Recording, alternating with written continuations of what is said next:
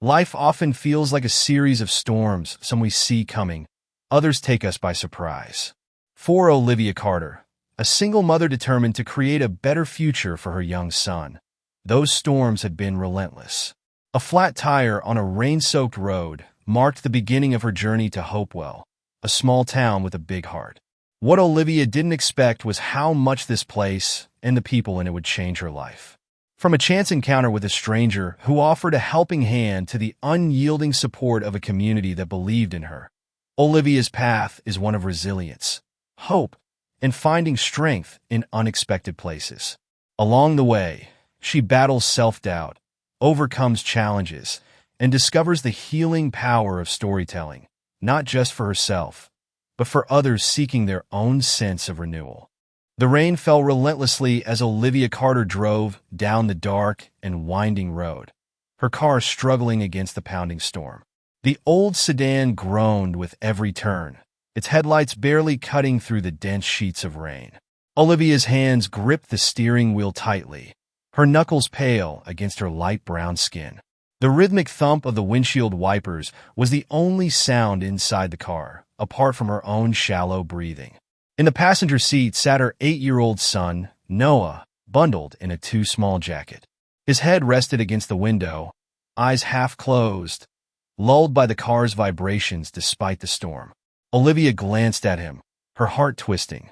She had promised him better, and yet here they were, fleeing another town and another failed attempt at a fresh start. Olivia had left her job as a receptionist 2 months ago, walking away from long hours and a supervisor who never missed a chance to remind her she was replaceable. She had hoped to find something stable in Greenville, but the small-town economy had been unforgiving. When the eviction notice came, Olivia packed up what little they had and headed back to her hometown of Hopewell, a place she had left with dreams of building a life far beyond its borders. The storm felt like a fitting metaphor for Olivia's life, constant, unrelenting, and beyond her control. She squinted at the GPS on her phone, its cracked screen glowing faintly. They were still 40 miles from Hopewell. Noah stirred, his voice groggy. "Are we almost there, Mom?" Olivia forced a smile. "Almost, sweetie. Just try to rest a little longer." He nodded, his eyes slipping shut again. She envied his ability to sleep through the chaos, to trust that she would guide them to safety. As the rain intensified, Olivia's heart raced. Her gas tank hovered near empty, and they were miles from the nearest town. Anxiety clawed at her chest. Every mile seemed to stretch longer, the storm amplifying the weight of her thoughts. Suddenly, the car jolted, the unmistakable sound of a tire blowing out, piercing the downpour. Olivia's stomach sank. She carefully steered the car onto the narrow shoulder of the road and brought it to a stop. The emergency lights flickered weakly as she stepped out into the rain. The cold water soaked through her thin jacket instantly, and her breath caught in her throat as she examined the damage. The back tire was shredded. She had no spare, no roadside assistance plan, and no money to fix it. Frustration welled up inside her, but she bit her lip and fought back tears. Crying would not help Noah. A pair of headlights appeared in the distance, cutting through the storm. Olivia's instinct was to wave the car down, but fear held her back. Too many stories of danger lingered in her mind. As the vehicle approached, it slowed, eventually pulling over a few feet ahead. The driver stepped out, a tall, older man with silver hair tucked beneath a baseball cap. He wore a thick jacket and jeans that were soaked within seconds. "Need some help?" he called over the rain, his voice kind but cautious. Olivia hesitated. "I blew a tire. I don't have a spare." He nodded, taking in the situation. "Name's Frank," he said, gesturing toward the car. "You got a little one in there. Let's get you out of this rain." Olivia's skepticism flickered. Frank looked ordinary enough, but her guard was up. "We're okay. I'll figure it out." Frank studied her for a moment before nodding. "Fair enough. But if you're stuck out here much longer, you'll catch a cold. My truck's got a spare that might fit your car. Let me check." Before she could protest, he walked back to his truck. Moments later, he returned with a spare tire and a jack. Olivia watched as Frank worked with practiced efficiency, replacing the tire as the rain soaked them both. He paused only to wipe his glasses on the dry inside of his jacket. "I run a small repair shop in town," he explained. Figured I'd stop when I saw your car. Can't leave folks stranded out here." "Thank you," Olivia said, her voice trembling. She felt a mix of relief and shame, relief that help had come and shame that she had been too proud to accept it right away. "No need to thank me," Frank replied as he tightened the last bolt. "Let's get you back on the road." As they loaded into their respective vehicles, Frank motioned for Olivia to follow him. "There's a diner a few miles up the road," he said. "You can warm up and get something to eat." Olivia hesitated. She had just enough money for gas to make it to Hopewell. Spending it on food seemed reckless, even if the thought of hot coffee and a warm meal was tempting. Frank seemed to read her mind. "It's on me," he said firmly. "No arguments." Reluctantly, Olivia nodded and followed Frank's truck. The diner was small and cozy, its neon sign flickering through the rain. Inside, the smell of fresh coffee and bacon greeted them. Frank led them to a booth and ordered 2 plates of pancakes for Noah and Olivia. He sipped his coffee as they ate, asking questions about where they were headed and what had brought them this far. Olivia hesitated before opening up. There was something disarming about Frank's demeanor, a quiet kindness that made her feel safe. She told him about Hopewell, her struggles to find work, and her hope that returning to her roots might offer a fresh start. Frank listened intently, nodding occasionally. When she finished, he leaned back in his seat. "Hopewell, huh? My sister lives there. It's a good town. Not perfect, but good people. I just hope I can find something steady," Olivia said, her voice tinged with uncertainty. Frank set down his coffee cup. "Tell you what," he said. "When you get settled, give me a call. I've got friends in the area who might be hiring. It's not much, but it's a start." Olivia blinked, stunned by the unexpected offer. "I don't know what to say." "Say you'll call," Frank replied with a small smile. By the time they left the diner, the rain had slowed to a drizzle. Frank handed Olivia a card with his contact information, along with a $20 bill for gas. "You don't have to do this," Olivia said, her voice breaking. "Consider it a welcome back to Hopewell," Frank said. "Just pay it forward someday." As Olivia drove away, a flicker of hope ignited in her chest. For the first time in weeks, she felt like things might be okay. She glanced at Noah, who was now sound asleep in the passenger seat. "Maybe this time," she whispered, "we'll find our way." The rain continued to fall, but its weight no longer felt unbearable. Instead, it seemed to wash away the remnants of her despair, leaving room for something new to take root. Hope. The early morning sun peeked through the clouds as Olivia and Noah drove into Hopewell, its familiar streets damp from the previous night's storm. The town looked much as she remembered: red brick storefronts lining Main Street, an old movie theater with a marquee advertising a double feature, and a bakery that still smelled like cinnamon rolls even from the sidewalk. Noah stirred in his seat, rubbing his eyes. "Are we there yet?" Olivia smiled, brushing a hand through his tousled curls. "We're here." Her chest tightened as she turned onto a narrow street flanked by modest houses. They pulled up to the small rental property she had arranged over the phone with a landlord named Mrs. Reynolds.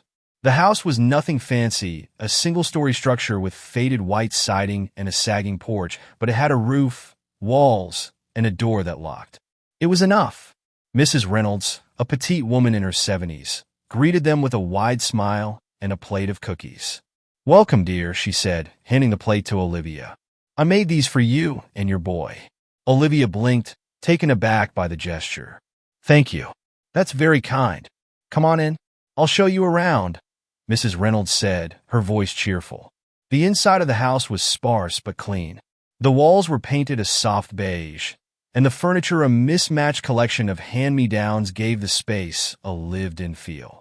Olivia felt a flicker of gratitude that the house was furnished, saving her from having to figure out where to sleep that night. "Noah, this can be your room," Mrs. Reynolds said, gesturing to a small bedroom with a twin bed and a wooden desk. Noah's face lit up as he darted inside. "This is so cool." Olivia chuckled, her heart warming at his excitement. "It's perfect," she said to Mrs. Reynolds. Once they were settled, Olivia stood in the kitchen, staring at the card Frank had given her. It felt almost too good to be true, a stranger's kindness at just the right moment. She hesitated before dialing the number. Frank answered on the second ring. "Olivia, did you make it to Hopewell all right?" Yes, we did, she said, the words tumbling out in a rush. Thank you again for everything. I don't know what we would have done without you. I'm glad to hear it, Frank said. Listen, I talked to my friend Joe this morning. He owns a diner on Main Street and could use some help. It's nothing glamorous, but it's honest work. Olivia's breath caught. That sounds perfect. Thank you. Frank gave her the address and told her to stop by that afternoon. As she hung up, Olivia felt a mix of excitement and nerves. This could be the first step toward rebuilding her life. Later that day, Olivia left Noah with Mrs. Reynolds, who had offered to babysit while she went to the diner. Go on, dear, Mrs. Reynolds said, shooing her out the door. We'll be just fine. The diner, Joe's place, was a cozy spot with checkered floors and red vinyl booths. The smell of frying bacon and freshly brewed coffee filled the air. Behind the counter, a stocky man in his 60s with a salt and pepper beard greeted her. You must be Olivia, he said, wiping his hands on his apron. Frank told me you'd be stopping by. I'm Joe. It's nice to meet you, Olivia said, extending her hand. Joe shook it firmly and motioned for her to sit at the counter. Frank speaks highly of you. Says you've got grit. Olivia laughed softly. I don't know about that, but I'm willing to work hard. That's what I like to hear, Joe said. He leaned on the counter, studying her. We're short-staffed right now. I need someone who can help with waitressing and maybe a little food prep. The pay isn't great, but the tips help. I can do that, Olivia said quickly. Great. Can you start tomorrow morning? Yes, absolutely, she said, relief washing over her. As Olivia left the diner, a sense of optimism she had not felt in months began to take root. She spent the rest of the day preparing for her new job, cleaning up her wardrobe, ironing her only decent blouse, and making sure Noah was settled with Mrs. Reynolds. The next morning, Olivia arrived at the diner early, her nerves bubbling just beneath the surface. Joe handed her an apron and gave her a quick tour of the kitchen before the first customers trickled in. At first, she fumbled spilling coffee, forgetting orders, but Joe was patient, and the regulars were kind. By lunchtime, Olivia had found her rhythm. She moved between tables with ease, balancing trays and chatting with customers. One customer, a middle-aged woman named Claire, noticed Olivia's nervous energy and smiled warmly. First day? Olivia nodded. Is it that obvious? Claire laughed. We've all been there. You're doing great. That small reassurance carried Olivia through the rest of the day. By the time her shift ended, she was exhausted but proud. As she counted her tips in the back room, Joe walked in. You did good today, kid, he said, handing her an extra $20 bill. Olivia's eyes widened. What's this for? Just a little extra to get you started, Joe said with a shrug. Frank was right about you. You've got grit. Tears pricked the corners of Olivia's eyes, but she blinked them away. Thank you, she said softly. Joe smiled. See you tomorrow, Olivia. When Olivia returned home, Noah greeted her at the door, a crayon drawing clutched in his hand. Look what I made! She knelt to examine it. The picture showed a house with a bright yellow sun overhead. In front of the house stood two figures holding hands. That's you and me, Noah explained proudly. Olivia hugged him tightly, her heart swelling. It's beautiful, sweetheart. As she tucked Noah into bed that night, Olivia reflected on the day. It was far from perfect, and there were still challenges ahead, but for the first time in a long time, she felt like she was moving forward. Before she went to sleep, Olivia pulled out a piece of paper and began writing a letter to Frank, thanking him for everything he had done. It was a small gesture, but it felt important just like his kindness had been to her. And as she placed the letter in an envelope, Olivia made a silent promise to herself. Someday, she would find a way to pay it forward. With that thought, she drifted off to sleep, her dreams filled with possibilities and the quiet hope of brighter days ahead. The weeks that followed were a whirlwind for Olivia. The rhythm of life in Hopewell began to take shape, steady but challenging. Her days started early at Joe's place, where the morning rush demanded quick thinking and stamina. By noon, her apron would be stained with coffee spills and flour from helping in the kitchen. She'd return home in the late afternoon, exhausted but with enough energy to play with Noah or help him with his homework before dinner. Joe's kindness became a constant in Olivia's life. He offered guidance when she struggled with balancing the chaos of the diner and reassured her on the tough days. Every job has a learning curve, he'd say with a wink. You're climbing it faster than most. Mrs. Reynolds, too, proved to be more than just a landlord. She became a grandmotherly figure for Noah, teaching him how to bake cookies and crochet simple patterns. It keeps his hands busy and his mind curious, she'd explain with a smile. Olivia was deeply grateful for her warmth, especially when Noah started opening up about missing his old school and friends. One evening, after a particularly hectic shift, Olivia returned home to find Mrs. Reynolds and Noah sitting on the porch. They were surrounded by skeins of yarn, their laughter filling the cool evening air. "Mom!" Noah called out, holding up a misshapen scarf. "Look what I made!" Olivia smiled, the weight of the day lifting slightly. "It's wonderful, sweetheart." Mrs. Reynolds gave her a knowing look. "Come join us. I got tea on the stove." Olivia hesitated, then nodded. Moments like these, simple and unhurried, reminded her of what she was building for Noah. As they sat together, Mrs. Reynolds turned to Olivia. "You're doing a fine job with him, you know." Olivia looked down at her tea, a lump forming in her throat. "I hope so. Some days it feels like I'm just barely holding everything together." Mrs. Reynolds reached over and patted her hand.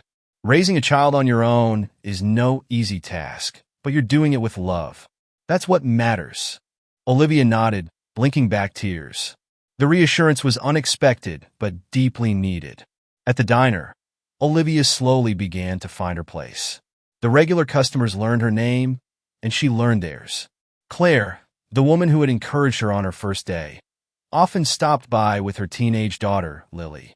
One afternoon, as Claire and Lily finished their meal, Claire motioned Olivia over.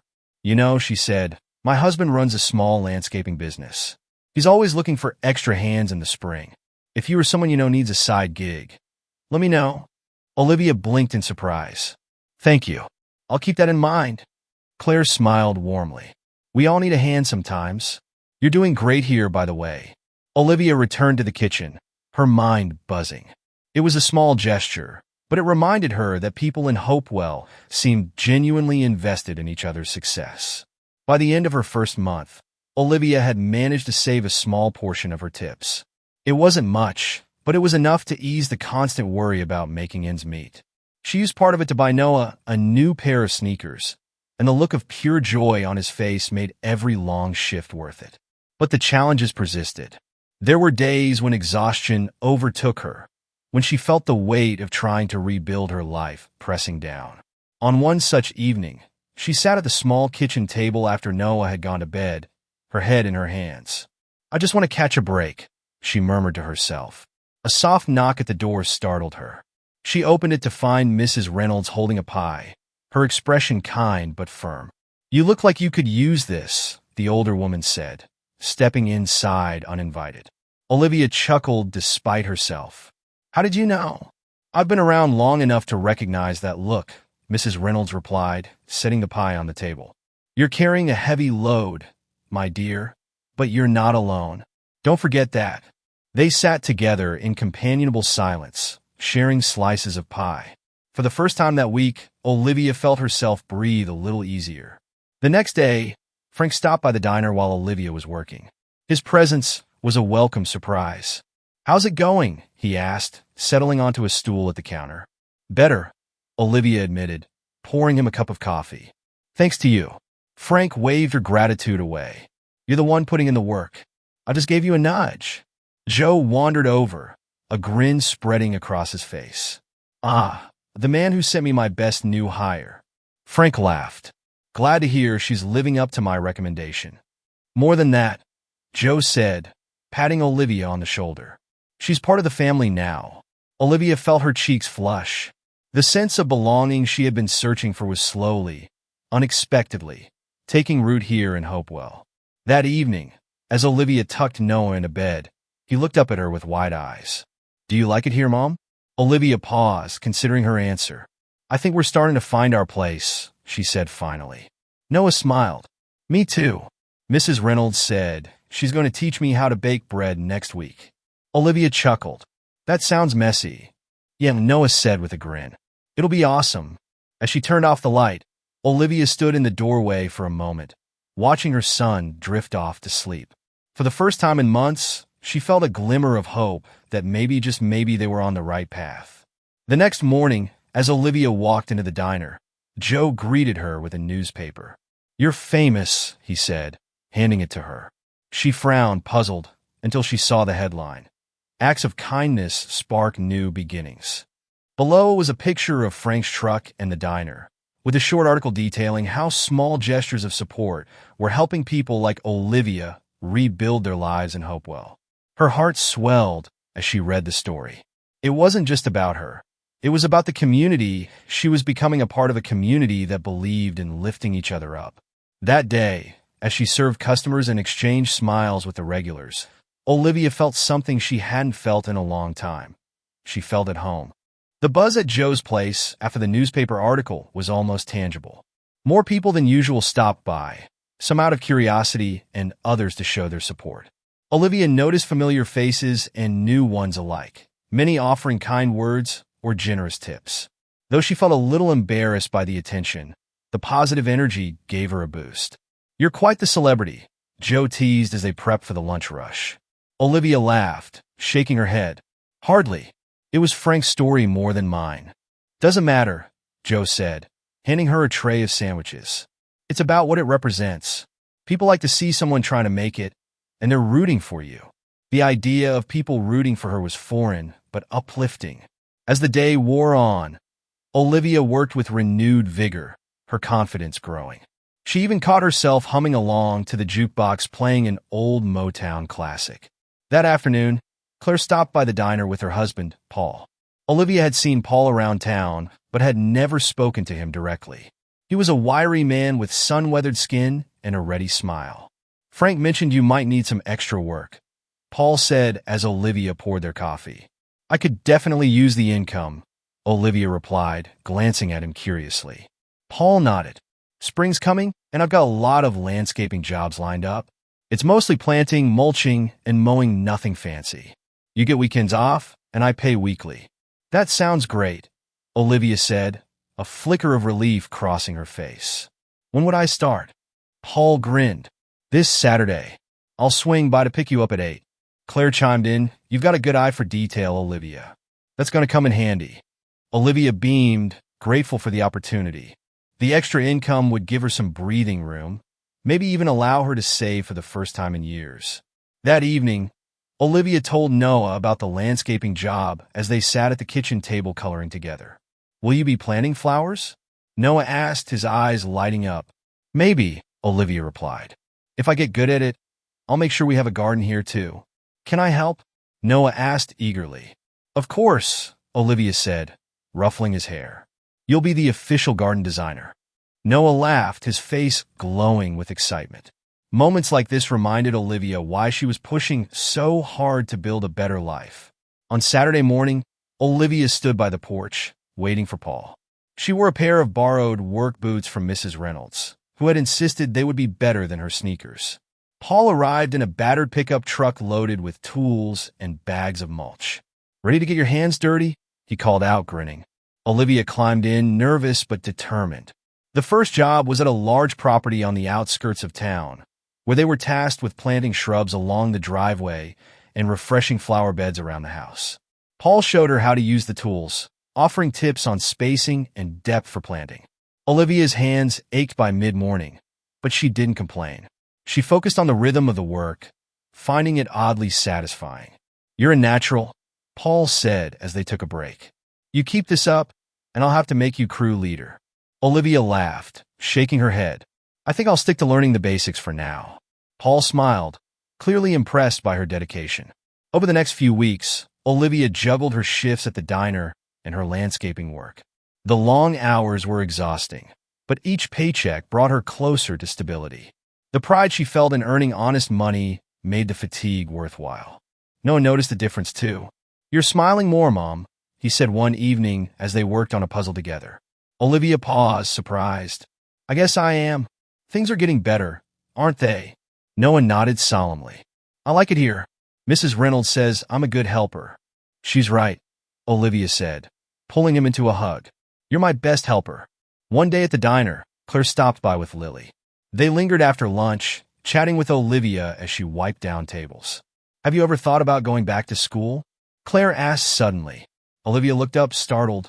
I don't think that's an option right now. I barely have time as it is. Claire leaned forward, her tone gentle but insistent. There's a program at the community college for working parents. It's flexible, and they offer scholarships. You're smart, Olivia. You could do it. The suggestion lingered in Olivia's mind long after Claire and Lily left. She had always dreamed of finishing her education, but life had pulled her in so many directions that it had fallen by the wayside. That evening, she mentioned it to Mrs. Reynolds while they sat on the porch. I think it's a wonderful idea, Mrs. Reynolds said, knitting needles clicking as she worked on a scarf. You've already proven you can handle tough situations. This would just be one more step. But what about Noah? Olivia asked. I can't leave him alone, and I don't want to burden you with more babysitting. Mrs. Reynolds waved a hand dismissively. That boy is a delight, and you'd only be gone a few evenings a week. You've got my full support. Touched by the offer, Olivia decided to at least look into the program. A week later, Olivia visited the community college. The campus was small but welcoming, and the program director was enthusiastic about helping her navigate the application process. By the end of the meeting, Olivia felt a cautious sense of optimism. That night, as she filled out the forms, Noah sat beside her, scribbling in his coloring book. What are you doing? He asked. I'm signing up for school, Olivia said, smiling. Like me? Noah asked, his eyes wide. Just like you, Olivia replied. We'll both be students now. Noah grinned. That's cool, Mom. The first day of classes arrived faster than Olivia expected. She was nervous as she walked into the small classroom, clutching a notebook and pen. The other students were a mix of ages and backgrounds, each with their own reasons for being there. As the instructor introduced herself, Olivia glanced around the room, realizing she was part of something bigger, a group of people all striving to improve their lives. When she returned home that evening, Noah was waiting on the porch with Mrs. Reynolds. How was it? Mrs. Reynolds asked as Olivia climbed the steps. It was good, Olivia said, her smile widening. Really good. Noah wrapped his arms around her waist. You're going to be the best student ever, Mom. Olivia laughed, holding him close. I'll do my best, buddy. For the first time in years, Olivia felt a sense of balance in her life. The struggles were still there, but so were the victories, no matter how small. Hopewell had become more than just a town. It was a place of beginnings, of unexpected kindness and new opportunities. And for Olivia, it was home. The glow of Olivia's budding confidence carried her through the next several weeks. Her routine was grueling, juggling shifts at Joe's place, landscaping on weekends, and evening classes at the community college, but it was starting to feel manageable. Every day brought small victories, a glowing remark from a customer, an A on her first class assignment, or even just the sight of Noah thriving under Mrs. Reynolds' watchful eye. One crisp morning, as Olivia headed to her landscaping job, she noticed the first signs of spring. Tiny buds on trees hinted at the season's arrival, and the air carried a faint warmth. She pulled her borrowed work boots on tighter and smiled. Morning, Olivia, Paul greeted as she climbed into his truck. Morning, she replied, her mood buoyed by the clear sky. Today's job was a large property on the outskirts of Hopewell, a small horse farm owned by a retired couple, the Wilkinses. Olivia had worked on similar projects before, but this one was more challenging. The property's flower beds had been neglected for years, tangled with weeds and overgrown shrubs. We're replanting the whole space, Paul explained. It's going to take a few weekends, but the results will be worth it. Olivia nodded, rolling up her sleeves. She liked work she could throw herself into, tasks that left her feeling physically spent but mentally clear. She spent the morning digging out stubborn roots, her muscles straining with the effort. During their lunch break, Mrs. Wilkins brought out sandwiches and lemonade. She watched Olivia with a smile. You're quite the hard worker, Mrs. Wilkins said, setting a plate in front of her. Thank you, Olivia replied, wiping her hands on a rag. Mrs. Wilkins took a seat beside her. Paul says you're new to Hopewell. How are you liking it so far? Olivia hesitated, considering her answer. It's been a big change, but a good one. The people here have been so welcoming. Mrs. Wilkins nodded. That's the heart of this town. Folks here take care of each other. You seem like someone who's got a good head on her shoulders. You'll do well. The compliment warmed Olivia. It was still strange to hear people speak of her so kindly, but she was learning to accept it. The next few weeks passed in a blur of activity. Olivia found herself becoming more comfortable in her classes, raising her hand to answer questions, and even forming a study group with 2 other students. At the diner, Joe had started giving her more responsibility, trusting her to train new hires and manage the register during busy hours. You've got a knack for handling people, he told her one afternoon. Use it. Olivia started to feel like she was hitting her stride. But life, she had learned, rarely stayed smooth for long. One evening, Olivia came home from class to find Mrs. Reynolds waiting on the porch with an uncharacteristically serious expression. What's wrong? Olivia asked, her pulse quickening. Mrs. Reynolds gestured toward the house. It's Noah. He's running a fever. It came on quickly. Olivia rushed inside, finding Noah curled up on the couch, his cheeks flushed and his breathing shallow. She knelt beside him, pressing a hand to his forehead. It was alarmingly warm. Mom, I don't feel good, he murmured weakly. I know, sweetheart, Olivia said, trying to keep her voice calm. We'll get you feeling better. Mrs. Reynolds appeared with a damp cloth and a thermometer. Olivia took Noah's temperature 102.5 degrees. We need to get him to the clinic, Mrs. Reynolds said. Olivia nodded, scooping Noah into her arms. Her heart pounded as she carried him to the car, her mind racing with worst-case scenarios. The clinic was quiet when they arrived, and the receptionist quickly ushered them into an exam room. Olivia sat beside Noah, holding his small hand in hers as the doctor examined him. It looks like a viral infection, the doctor said after running a few tests. Nothing life-threatening, but he'll need rest, fluids, and fever reducers. Olivia exhaled, relief flooding through her. Thank you, doctor. Back at home, Olivia spent the night by Noah's side, checking his temperature every hour and coaxing him to sip water. The next day, she called out from both jobs, something she hadn't done since starting. Joe and Paul were understanding. Take care of your boy, Joe said firmly. We'll be here when you get back. Over the next few days, Noah's fever gradually subsided, but the ordeal left Olivia shaken. The fragility of her carefully rebuilt life hit her hard. A single unexpected event, a sick child, a missed shift could send everything teetering toward collapse. That night, as she sat on the porch with Mrs. Reynolds, she voiced her fears. What if I can't keep this up? What if I let Noah down? Mrs. Reynolds sipped her tea, her eyes thoughtful. You're doing everything you can, Olivia. Life isn't about avoiding challenges. It's about how you face them. But what if it's not enough? Olivia asked, her voice barely above a whisper. Mrs. Reynolds reached over, placing a hand on Olivia's arm. You've come this far because you're strong. Don't doubt that now. The next morning, Olivia woke with a renewed determination. She couldn't control everything, but she could keep moving forward. She went to work at Joe's place, her energy low, but her resolve unshaken. By the time she finished her shift, her spirits were lifting. A group of regulars left her a generous tip, and Joe handed her a to-go bag of food. Dinner's on me tonight, he said. Olivia smiled, grateful for his support. When she returned home, she found Noah sitting up on the couch, his color returning. Feeling better, buddy? She asked. He nodded. Mrs. Reynolds made me soup. It was really good. Olivia glanced at the older woman, who gave her a warm smile. See? Everything works out, Mrs. Reynolds said. Olivia sank into the chair beside her son, the weight of the past few days finally lifting. It wasn't an easy road, but she was starting to believe she had the strength to walk it. And as Noah leaned against her, his head resting on her shoulder, Olivia felt something she hadn't in a long time. Peace. The days following Noah's recovery marked a shift for Olivia. Though she had faced challenges before, this time felt different. It wasn't just about surviving anymore. It was about building something lasting, a stable, fulfilling life for both herself and her son. For the first time, Olivia began to lean into the community around her, accepting the support she had been hesitant to embrace. At Joe's place, Olivia felt a deeper connection to her co-workers and the regulars. One morning, as the rush was dying down, Joe approached her with an envelope.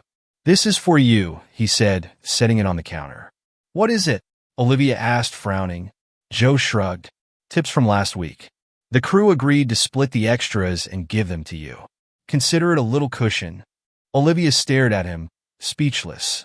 "I can't take this." "You can and you will," Joe said firmly.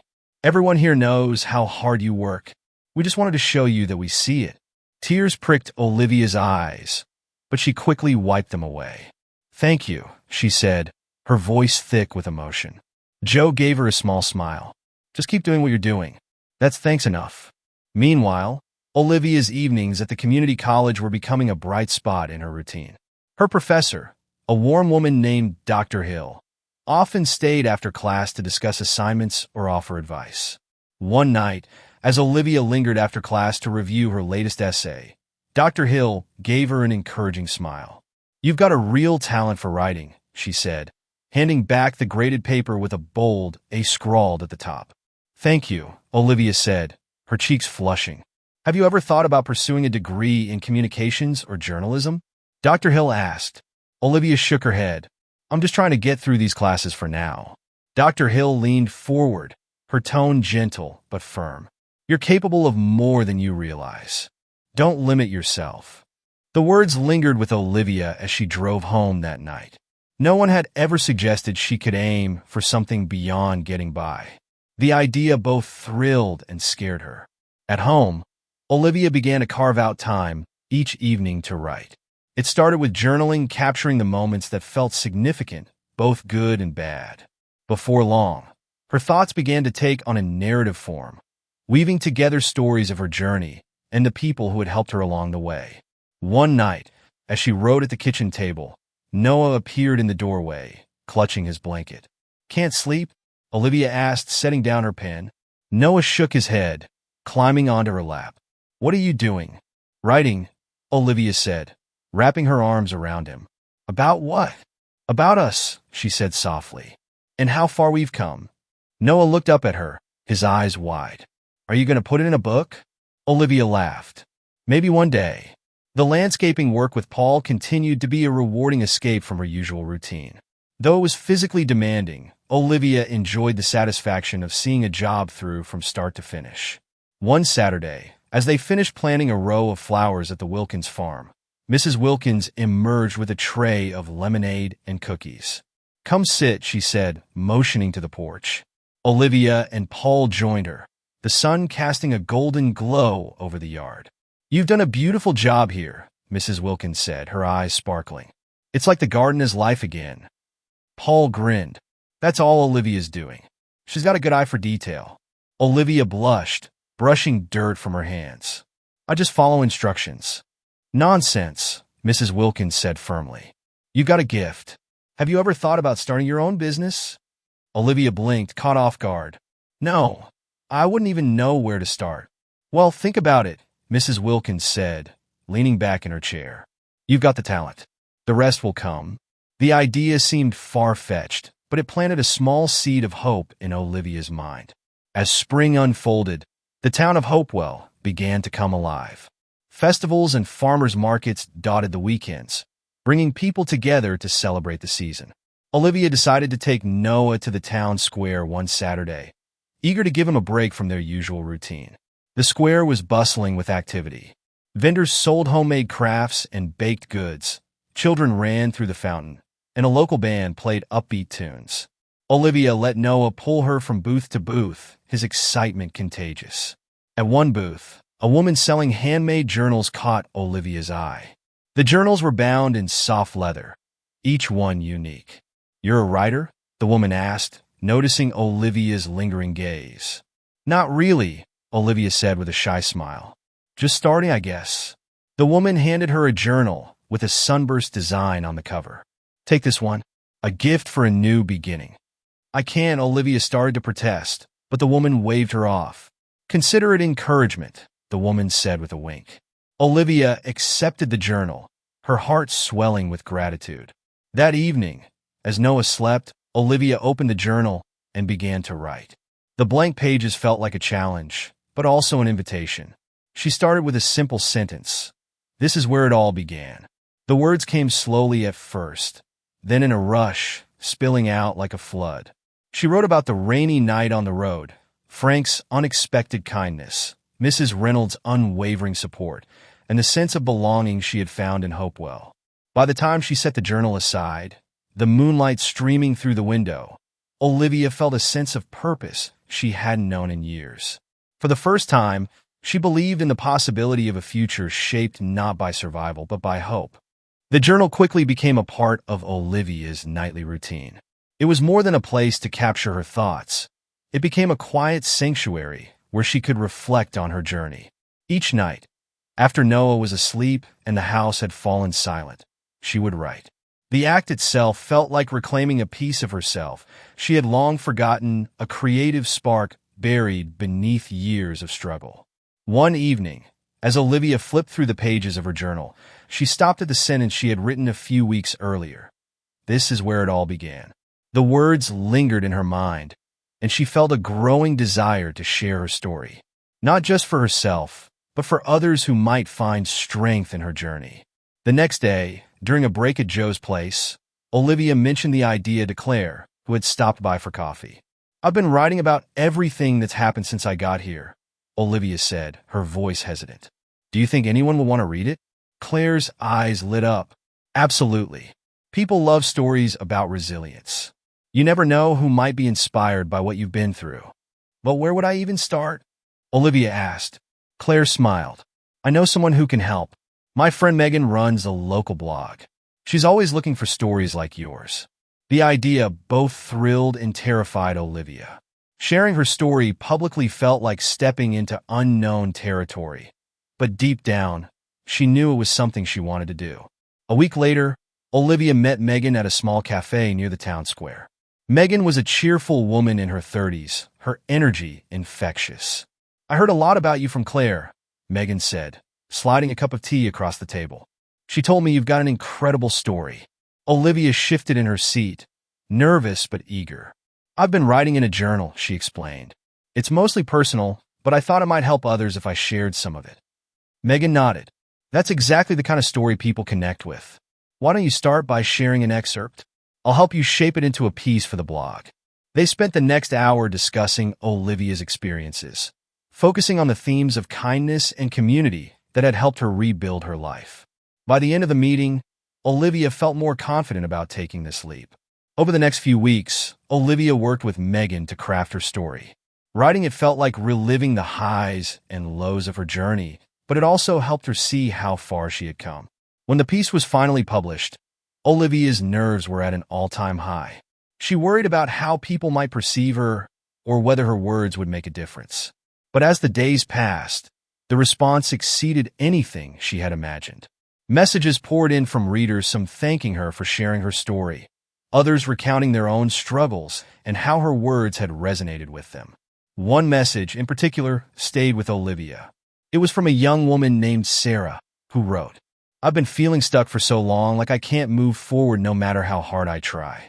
Reading your story reminded me that it's okay to start small. Thank you for giving me hope. Olivia read the message twice, her heart swelling with emotion. For the first time, she felt the ripple effect of her journey, a tangible impact that extended beyond herself. The blog post also caught the attention of others in Hopewell. At the diner, customers began asking Olivia about her writing, encouraging her to keep going.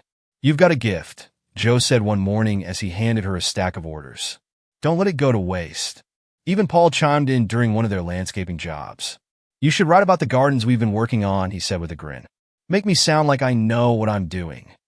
Olivia laughed, but the suggestion planted a new idea in her mind. That weekend, Olivia found herself sitting at the dining table with her journal open. She wrote about the gardens she had worked on with Paul, weaving in the stories of the people who owned them. Each entry felt like a celebration of growth and renewal, not just in the soil, but in life. As the pages filled, Olivia began to wonder if this could be something more than a hobby. Megan had mentioned other opportunities for writers, and the idea of pursuing writing as a career no longer seemed impossible. The turning point came one afternoon when Mrs. Wilkins called Olivia to her porch. "I heard about your blog post," Mrs. Wilkins said, holding out a small notebook. "I've been keeping a diary for years, and I thought you might want to read it. There are stories in here about this farm, how we almost lost it, and how we brought it back. Maybe you can use some of it in your writing." Olivia accepted the notebook, touched by the gesture. "Thank you. I'd love to read it." Mrs. Wilkins smiled. "Your words are a gift, Olivia. Keep sharing them." That evening, Olivia sat on the porch with Noah, the notebook from Mrs. Wilkins resting on her lap. "What's that?" Noah asked, leaning against her side. "It's a gift from Mrs. Wilkins," Olivia said. "She wants me to write about her farm." "Are you going to do it?" Noah asked. Olivia looked out at the horizon, the fading sunlight casting a warm glow over Hopewell. For the first time, she felt certain of her answer.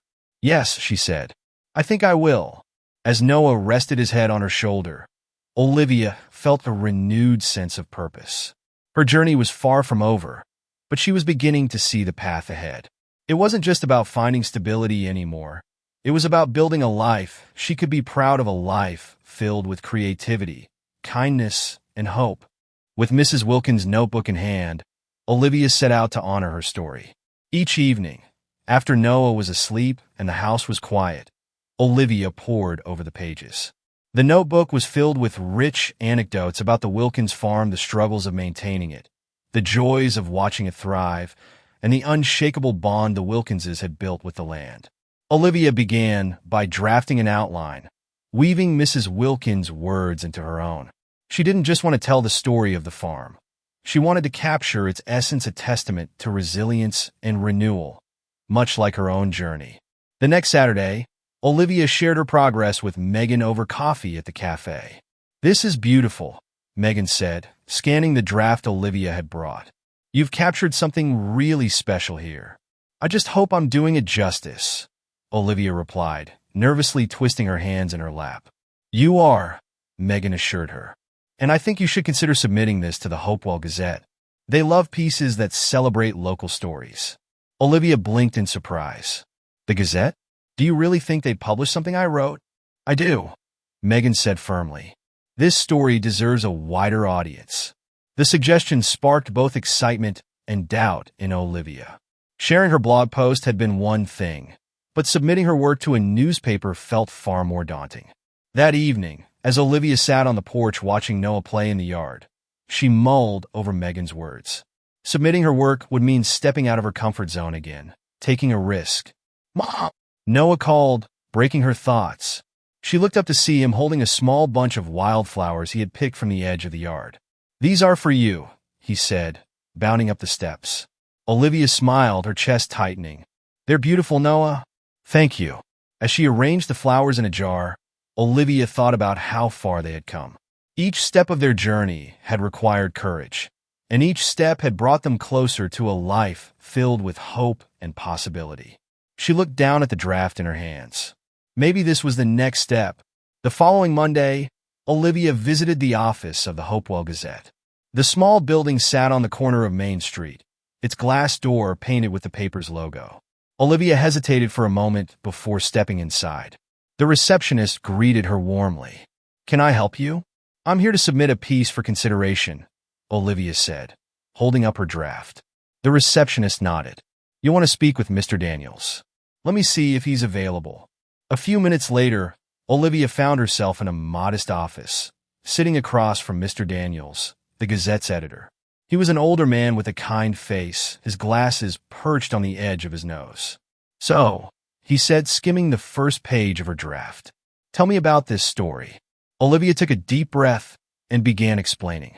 She spoke about Mrs. Wilkins, the farm, and the themes of resilience and renewal that ran through the piece.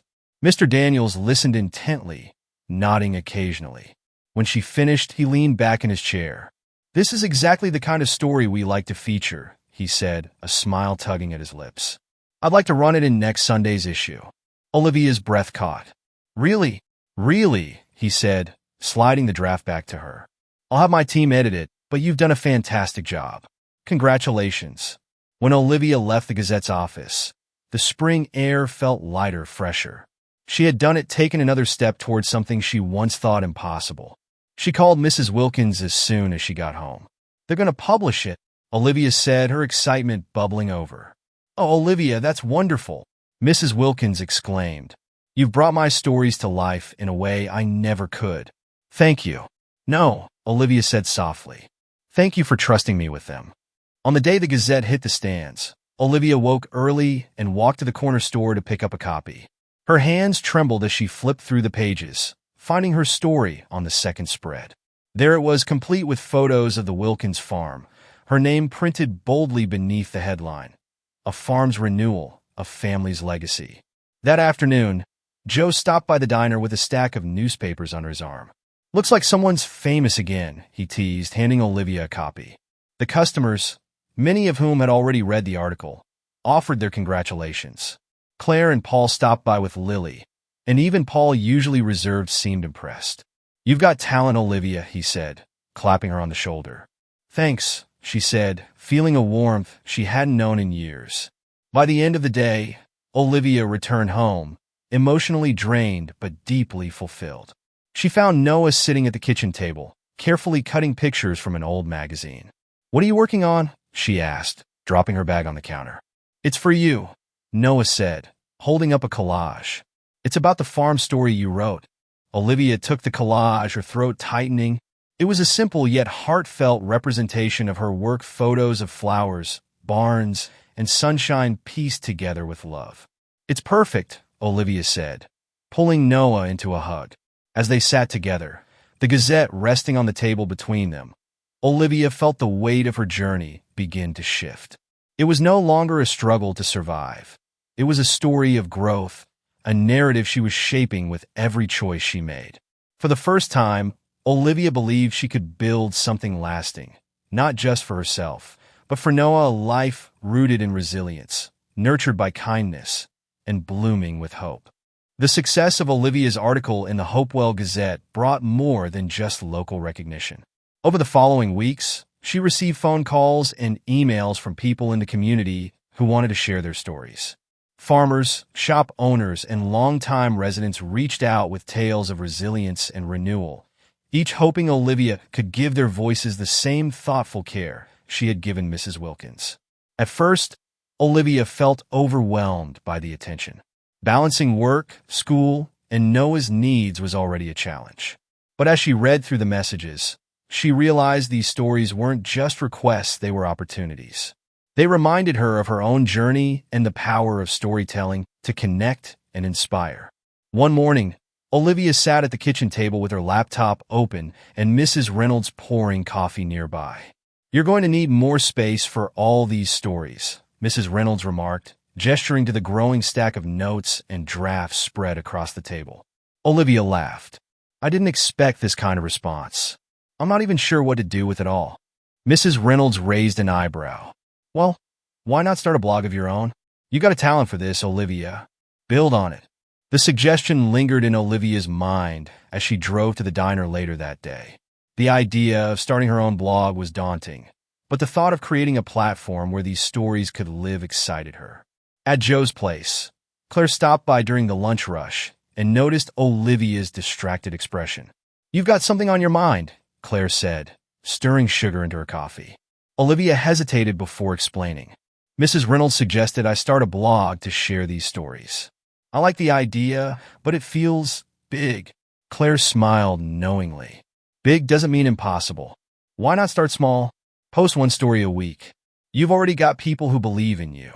Encouraged by Claire's advice, Olivia decided to give it a try.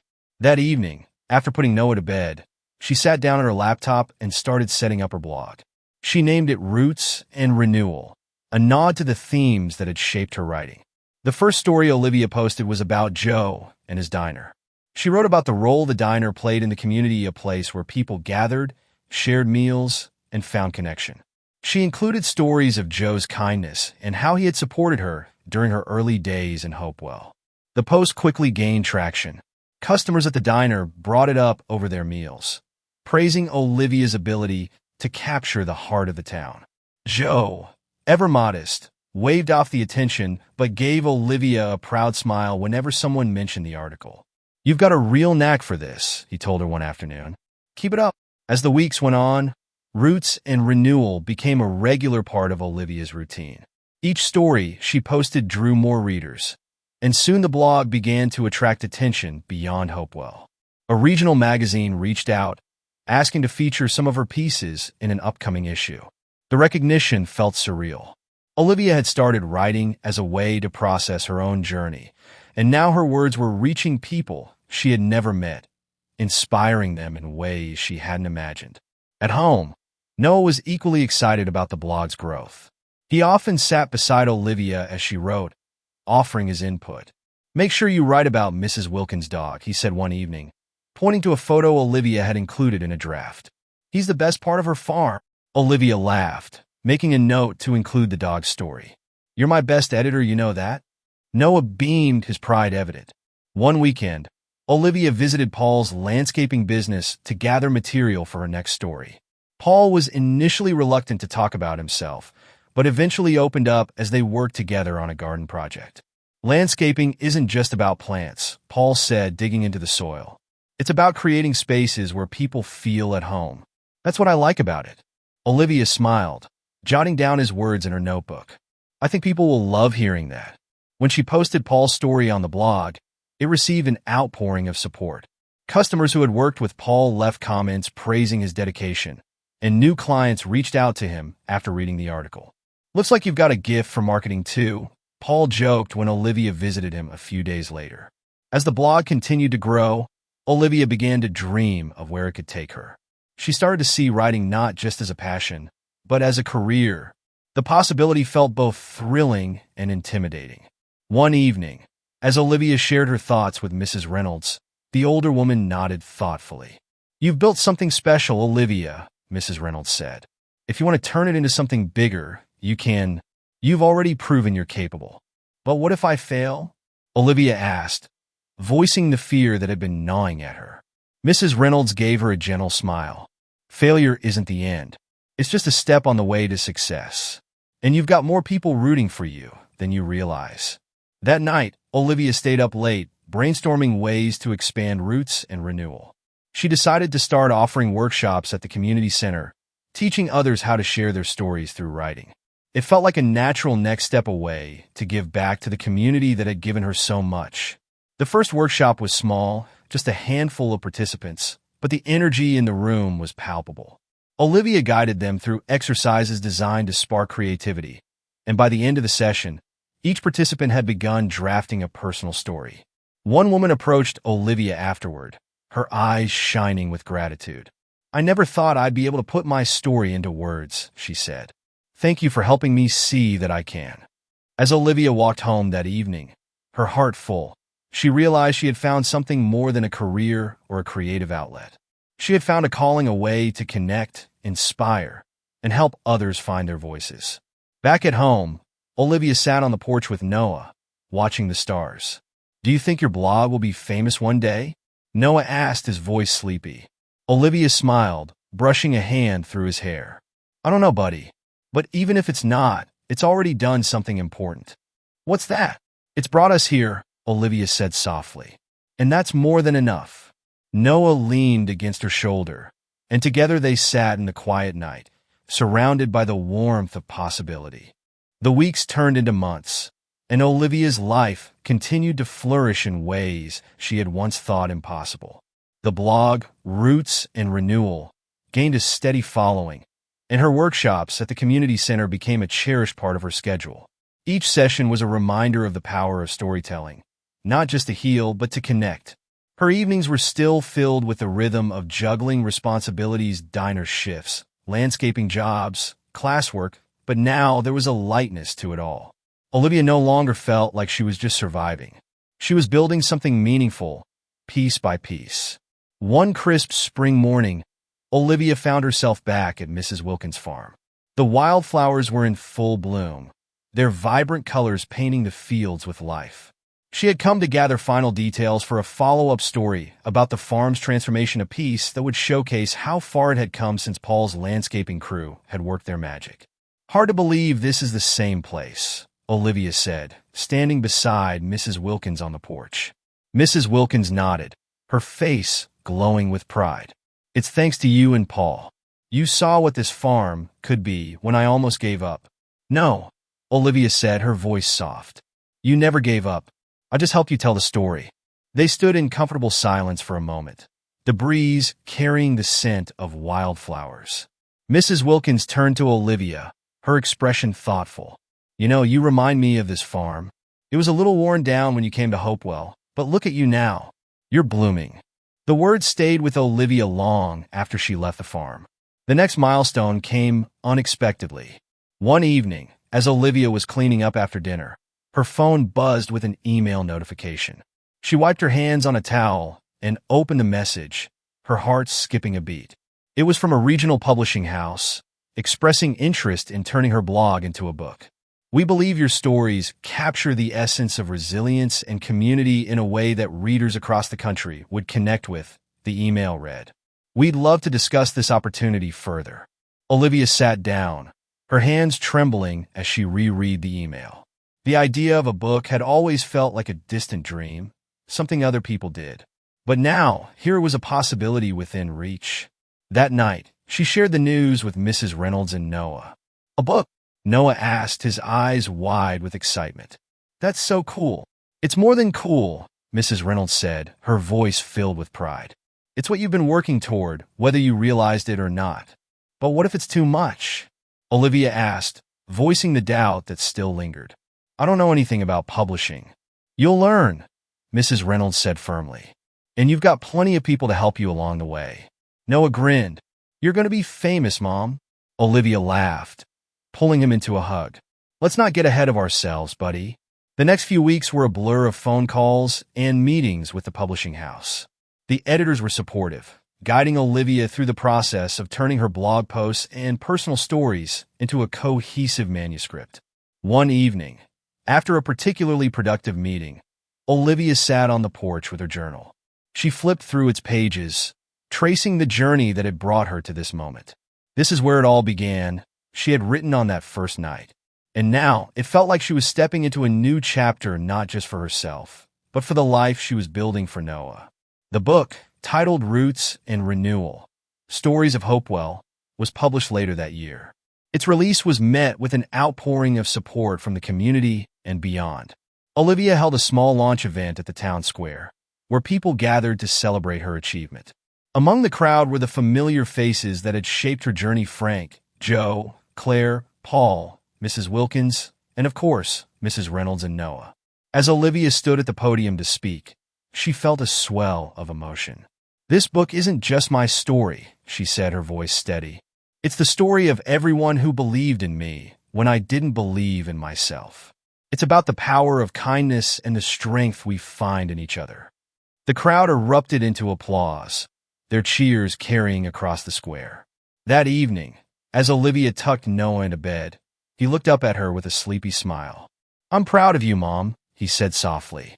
Tears pricked Olivia's eyes, but she smiled. Thank you, sweetheart. I couldn't have done it without you. Do you think we'll have more adventures? Noah asked, his voice fading as he drifted off to sleep. I think we will, Olivia whispered, brushing his hair back. Sitting on the porch later that night, Olivia reflected on how far she had come. The rainy night that had brought her to Hopewell felt like a lifetime ago. She thought about the people who had shown her kindness: Frank stopping to help with her flat tire, Joe giving her a chance at the diner, Mrs. Reynolds offering unwavering support. Each act of generosity had been a seed, helping her grow into the life she was living now. The stars twinkled overhead, and the gentle hum of crickets filled the air. Olivia felt a deep sense of peace, knowing that her journey wasn't just about where she had been, but about where she was going. Her story wasn't finished, it was only just beginning. As Olivia's journey shows us, life is often filled with challenges, but it's the acts of kindness and the strength we find within ourselves that help us grow.